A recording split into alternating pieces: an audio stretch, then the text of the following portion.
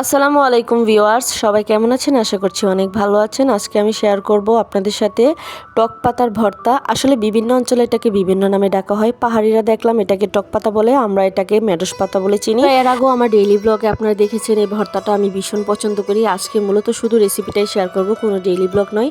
তো এখানে কিছু পরিমাণ আমি শুকনো মরিচ টেলে নিচ্ছি, আর শুকনো মরিচ দিয়ে ভর্তাটা বানালে ভীষণ টেস্টি হয়।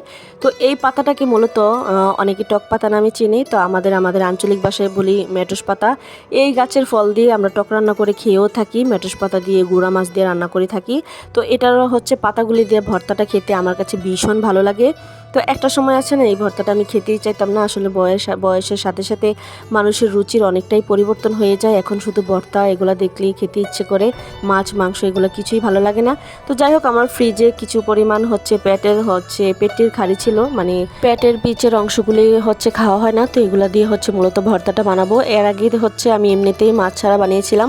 যারা একটু বেশি টকটক খেতে পছন্দ করেন তারা মাছটা স্কিপ করতে পারেন, আর যারা হালকা টকটক খেতে পছন্দ করেন তারা মাছটা দিতে পারেন। আর মাছটা দিলেও এটার টেস্টটা অনেকটাই বেড়ে যায়। মাছ ছাড়াও খেতে অনেক মজা লাগে, দুইটা ভিন্ন ভিন্ন টেস্ট। তো এখানে আমি ভালোভাবে লবণ দিয়ে পাতাটা টেলে নিচ্ছি, আর যতটা পোড়া পোড়া করে একটু টালবেন, খুব সুন্দর একটা পোড়া পোড়া স্মেল আসবে, খুব ভালো লাগবে, স্ট্রং একটা ফ্লেভার আসবে। এটা মানে ফ্লেভারটা আপনি শুনলেই মনে হবে যে গরম গরম ভাত দিয়ে আপনার খেতে ইচ্ছে করবে, এরকম একটা স্ট্রং ফ্লেভার। তো যাই হোক, এখানে কিছু পরিমাণ আমি মাছ বেজে নিচ্ছি, যে মাছের অংশগুলি পেটিগুলি।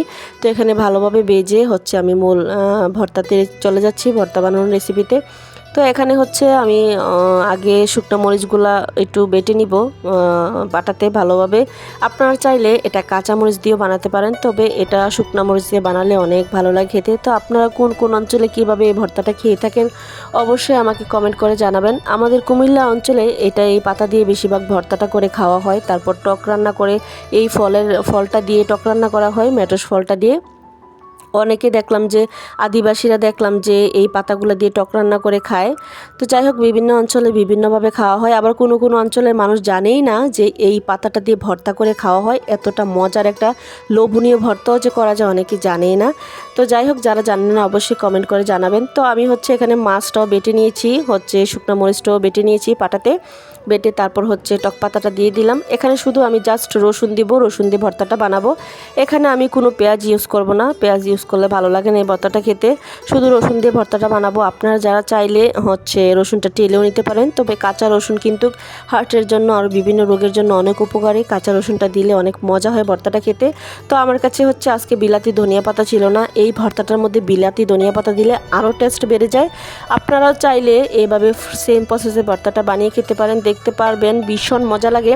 যাদের জ্বর ঠান্ডা মাথা ব্যথা তারা নিমিষেই এই ভর্তাটা খেলে স্বস্তি অনুভব করবেন। তো কার কার কাছে আমার ভর্তা রেসিপিটা ভালো লাগছে অবশ্যই কমেন্ট করে জানাবেন। আজকের মতো বিদায় নিচ্ছি, আল্লাহ হাফেজ।